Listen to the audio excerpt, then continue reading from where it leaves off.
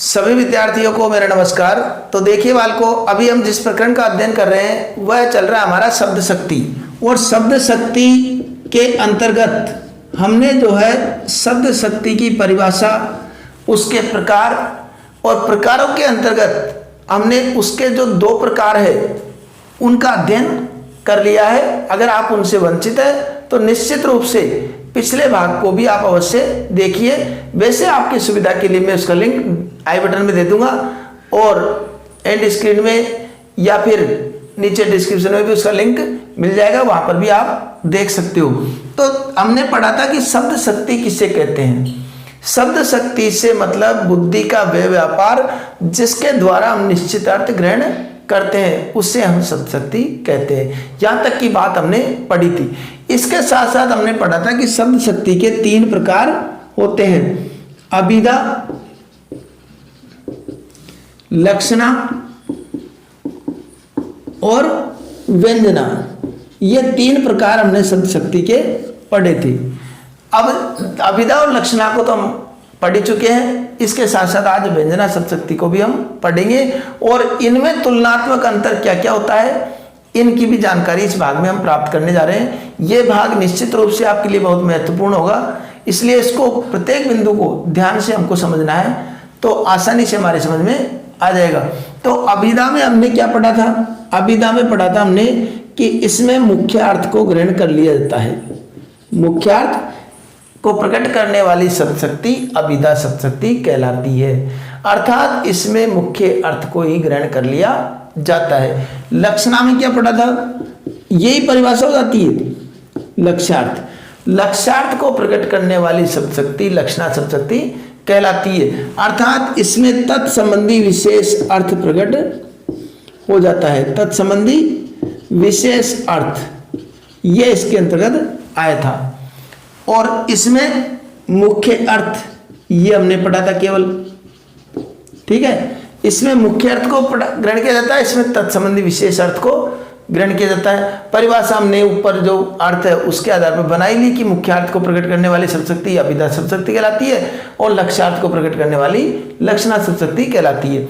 इसी प्रकार व्यंग्यार्थ को प्रकट करने वाली शब्द शक्ति, व्यंग्यार्थ को प्रकट करने वाली शब्द शक्ति कौन सी हो गई?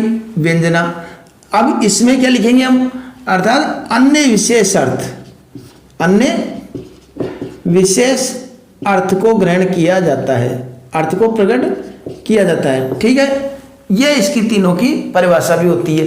अब इसकी परिभाषा हम और विस्तृत लिखना चाहें क्योंकि अभी हम पढ़ेंगे व्यंजना शब्द शक्ति, व्यंजना शब्द शक्ति। तो व्यंजना शब्द शक्ति में क्या करना है हमको? व्यंजना शब्द शक्ति अर्थात इसी से हमको परिभाषा इसकी बनानी है। कैसे? कि व्यंग्यार्थ को प्रकट करने वाली शब्द शक्ति, व्यंग्यार्थ को प्रकट करने वाली शब्द शक्ति, शब्द शक्ति कौन सी शब्द शक्ति कहलाती है? व्यंजना शब्द शक्ति कहलाती है। व्यंजना शब्द शक्ति कहलाती है, ठीक है। यह व्यंजना शब्द शक्ति का उदाहरण हो गया, यह परिभाषा हो गई। अब इसमें हमने एक शब्द और जोड़ना है कि अन्य विशेष अर्थ को प्रकट किया जाता है, यह हमको ध्यान रखना है। अर्थात इसमें अन्य विशेष अर्थ प्रकट होता है, विशेष अर्थ प्रकट होता है,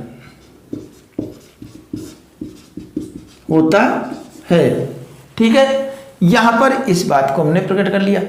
अब अन्य विशेष अर्थ भी प्रकट हो गया। अब अन्य विशेष और तत्संबंधी विशेष में क्या अंतर है इसमें मैं तुलना कर देता हूं, क्योंकि विशेष अर्थ तो यहां पर भी है और विशेष अर्थ यहां पर भी है, लेकिन इसमें अन्य विशेष है, इसमें तत्संबंधी विशेष अर्थ है लक्षणा में। तो इनमें अंतर क्या है? तो हमने उस भाग में ये पढ़ा था कि मोहन तो गधा है, मोहन तो गधा है। तो हमने इसमें क्या किया? जो भी अर्थ लिया उस गधे से संबंधित लिया, अर्थात इस शब्द से संबंधित ही लिया, तत्संबंधित, इससे संबंधित ही अर्थ लिया, क्योंकि ये किसका उदाहरण है? लक्षणा का।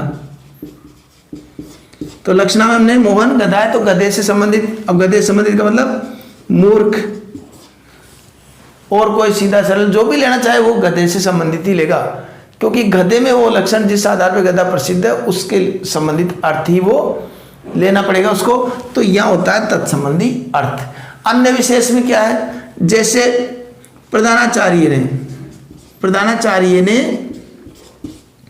चपरासी से कहा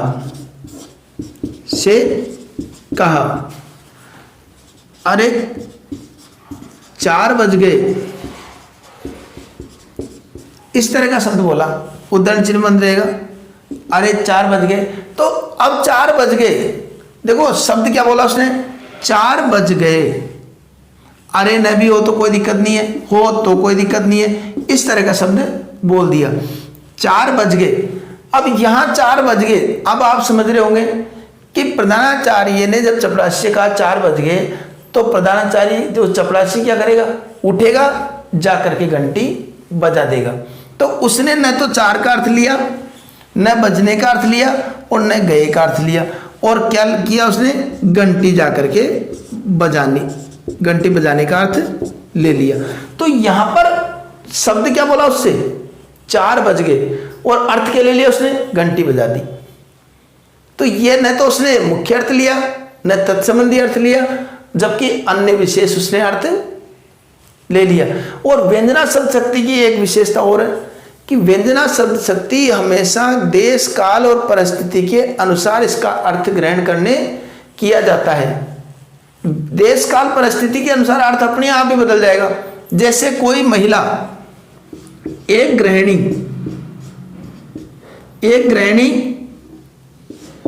किसी दूसरी गृहिणी से कहे, एक गृहिणी दूसरी गृहिणी से कहे कि संध्या हो गई,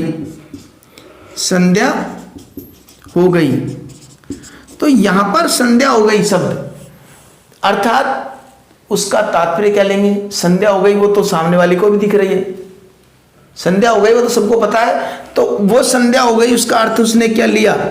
कि मुझे खाना बनाना है, खाने की तैयारी करनी है।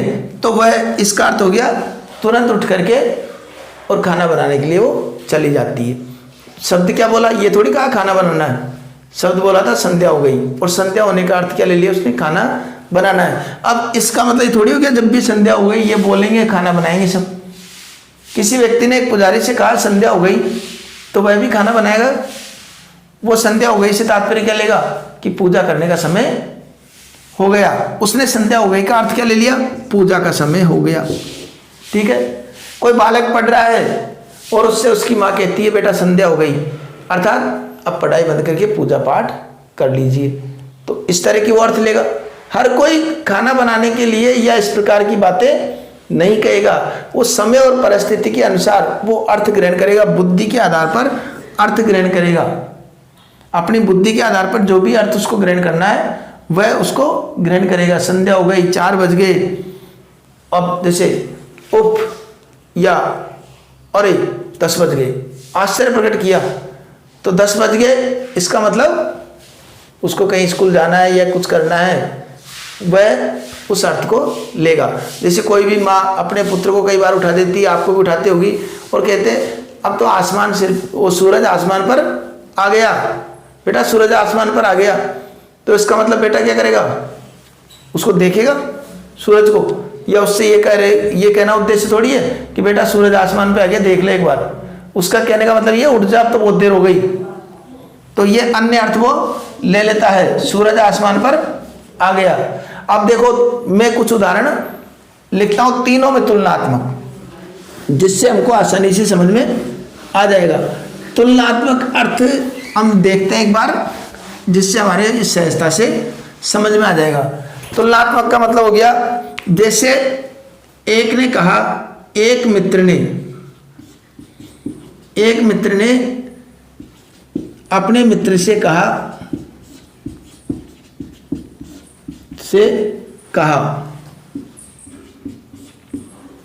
अब क्या कहा? विद्यालय 10 बजे प्रारंभ होता है। विद्यालय 10 बजे प्रारंभ होता है।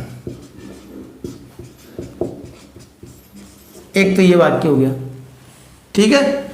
एक मित्र ने दूसरे मित्र से अगर ये कहा विद्यालय 10 बजे प्रारंभ होता है, एक तो ये बोल रहा है और एक बोल रहा है अरे 10 बज गए, तो इसका मतलब दोनों में हम अर्थ देखें तो एक ही अर्थ थोड़ी होगा। ये तो जैसा कह रहा है वैसा ही अर्थ उसने ग्रहण किया, विद्यालय का समय बताया कि विद्यालय 10 बजे प्रारंभ होता है, वैसा ही उसने अर्थ ग्रहण कर लिया, अर्थात ये तो अभिधा हो गई। और यहां पर अरे 10 बज गए अर्थात तुरंत स्कूल के लिए चलो, विद्यालय का नाम ही नहीं बोला, 10 बज गए, उसको सामने वाले को ध्यान आ गया कि मुझे स्कूल जाने के लिए कह रहे हैं। कई बार क्या होता है व्यंग्यात्मक भाषा हो जाती है, आपने भी कई नाटक देखे होंगे, फिल्म देखे होंगे या कई चुटकुले पढ़े होंगे। कोई अगर बुद्धि नहीं है, बेवकूफ प्राणी है, या कई बार ऐसे होता है कि आदमी परेशान हो रहा है, झुंझला रहा है और उससे कोई कहे कि बेटा ये कोई उसका परिवार का सदस्य आकर कहे कि पिताजी ये बाल्टी कहाँ रखूँ, और वो गुस्से में कह देता है मेरे सिर पर रख दे, तो क्या वो सिर पे थोड़ी रखेगा, वो समझ जाएगा कि पिताजी को गुस्सा आ रहा है, ये कहना चाह रहे हैं मेरे से कुछ मत पूछे, तेरे इच्छा हो जो कर ले। तो वो बात हो गई कि यहाँ पर 10 बज गए अर्थात कहीं जाना है, हो गई। अब यहाँ पर एक शब्द और है, वह तो कुत्ता है, ये शब्द पढ़ा, लेकिन एक शब्द हो गया कुत्ते तो भौंकते रहते हैं, कुत्ते तो भौंकते रहते हैं, ये शब्द कुछ अलग है। या पूरे शब्द का अर्थ हमने अलग नहीं लिया, केवल कुत्ते से तात्पर्य उन लोगों की ओर संकेत किया गया है जो इस तरह की प्रवृत्ति के होते हैं। तो कुत्ते तो भौंकते रहते हैं। अब यहां पर देखो एक बात और आती है, वो लक्षणा में हो गया। अगर कोई ये कहे, जैसे एक मित्र अर्धरात्रि को अपने दूसरे मित्र से कहता है मित्र कुत्ते भौंक रहे हैं, कुत्ते भौंक रहे हैं, तो वह उसका अर्थ क्या लेगा, शायद कोई आया है, चोर आ गया होगा, हमको सतर्क रहना है, इस तरीके का वो अर्थ लेगा। तो वो कौन सी में हो गया, व्यंजना। न तो कुत्ते का अर्थ लिया, न भौंकने का अर्थ लिया, और न रहे का अर्थ लिया, और अर्थ क्या लिया, सतर्क रहना है, चोर आ सकते हैं। और एक लिखा था भी कुत्ते तो भौंकते रहते हैं, तो उन शब्द में कुत्ते भौंक रहे हैं, उस परिस्थिति के अनुसार उसका अर्थ उसने लिया, कोई आ गया, चोर आ गया, लेकिन कुत्ते तो भौंकते रहते हैं। कोई लड़ाई करते हुए देख करके या कोई अनाप शनाप कुछ गाली बक रहा है और वो कह रहा है या गाली बक रहा है, तो वो कह देता है कुत्ते तो भौंकते रहते हैं, अर्थात तो इनकी बातों पर हमको ध्यान नहीं देना, ये तो इसी प्रकार की प्रवृत्ति, वो लक्षणा हो गया, वो लक्षणा हो गया। अब यहाँ पर देखो, अगर कोई व्यक्ति, जिससे पहले भाग में मैंने उदाहरण दिया था कि एक कक्षा में अगर बालक पहुंचता है, देरी से पहुंचता है, और देरी से पहुंचने के बाद में वो शिक्षक से कक्षा में बैठने की अनुमति मांगता है, और शिक्षक उससे कहते हैं आइए और अपनी सीट पर बैठ जाइए, यहाँ तक तो अभिधा का काम किया उसने। शिक्षक ने जैसा कहा वैसा ही बालक ने अर्थ ग्रहण किया और अपनी सीट पर जाकर बैठ गया। लेकिन दूसरी तरफ वो दूसरा बालक आता है और उसको कुछ इस प्रकार की गंदगी या नादोकर नहीं आया, इस प्रकार की बातें उसमें देखी लक्षण, और उससे कहा कि आइए, कोई भी ऐसे प्राणी से उसकी तुलना कर दी कि वह बुरा मान जाए, तो उससे कि आओ इस गधे को देखो, चलो बैठ जाओ, गधे कहीं के। तो यहां पर इस तरीके का उदाहरण अगर बोला है तो इसका मतलब अब दूसरा बालक जब कक्षा में आता है और वह भी उसी प्रकार अनुमति मांगता है कक्षा में बैठने की, और शिक्षक कहता है आइए गधे कहीं के अंदर बैठ जाओ, तो गधे कहीं के ये पर वहां पर उसने गधे शब्द सुना, उसका अर्थ भी ले लिया कि मूर्ख है, बेवकूफ है, इसको टाइम का पता नहीं कितने बजे आना चाहिए, और लेकिन वो बैठ गया। और एक तीसरा बालक कक्षा में आता है और शिक्षक से पूछता है कि मैं अंदर बैठ सकता हूँ, और शिक्षक पूछते हैं देर से आने के कारण, उससे पूछते हैं कितने बज रहे हैं, तो बालक क्या उत्तर देगा, समय बताएगा वो, वह उस समय और परिस्थिति के हिसाब से वो कहेगा कि मैं आज इस कारण से देर से हो गया था, वो देरी से आने का कारण बताएगा। तो तीनों स्थिति में अलग अलग अर्थ होता है। अब एक सारणी के माध्यम से और इसको समझने का प्रयास करते हैं। देखो अब यहाँ पर मैं एक सारणी बनाता हूँ। सारणी में हमने यहाँ पर शब्द शक्ति अभिधा, अभिधा, यहाँ पर लक्षणा, यहाँ पर व्यंजना, कितनी शब्द शक्ति हो गई? तीन हो गई। तो ये तो हो गई 3 शब्द शक्ति, ये शब्द शक्ति के नाम, शक्ति के नाम हो गए। तो ठीक है, इसी प्रकार इनका वाचक शब्द कौन शब्द, इनके शब्द देखिए आप। अभिधा का कौन सा हो गया था? वाचक, ठीक है। इसका लक्षक और इसका व्यंजक। किस अर्थ में प्रयोग हुआ था? अर्थ भी हमने देखा, इनसे परिभाषा और सब कुछ बन जाएगी। इसमें हमने लिखा वाच्यार्थ या मुख्यार्थ, ठीक है। और अभिधेयार्थ ये भी इसमें आता है। इसमें लक्ष्यार्थ, इसमें व्यंग्यार्थ, ठीक। तो ये तीनों इसके अर्थ हो गए। अब हमसे परीक्षा में पूछे कि अविद्या शब्द शक्ति को किस अर्थ में प्रयोग होता है? वाच्यार्थ में। लक्ष्यार्थ को प्रकट करने वाली शब्द शक्ति कौन सी कहलाती है? लक्षणा। व्यंग्यार्थ को प्रकट करने वाली शब्द शक्ति कौन सी कहलाती है? व्यंजना। तो ये तो हमारे अर्थ हो गए, ठीक है। अब यहाँ पर अर्थ के साथ साथ हम एक एक उदाहरण भी देख लें ताकि हमारे भली प्रकार से समझ में आ जाए। तो यहाँ पर देखिए हम सूर्य पश्चिम में उदय होता है, इसका मतलब हो गया जैसा वो वाक्य बोल रहे हैं वैसा ही अर्थ ग्रहण होगा। किसी भी स्थिति में जाकर के, कहीं पर भी जाकर के इस वाक्य का प्रयोग करेंगे उसका वैसा ही अर्थ ग्रहण होगा। अब लक्ष्यार्थ में क्या हुआ? यहाँ पर मोहन या अन्य हट करके कि वह तो गाय है। गाय का मतलब सीधा और सरल स्वभाव का बताना उसको उद्देश्य है। कई बार क्या होता है, वह तो गांधी है, उसकी छोड़ो वह तो गांधी है।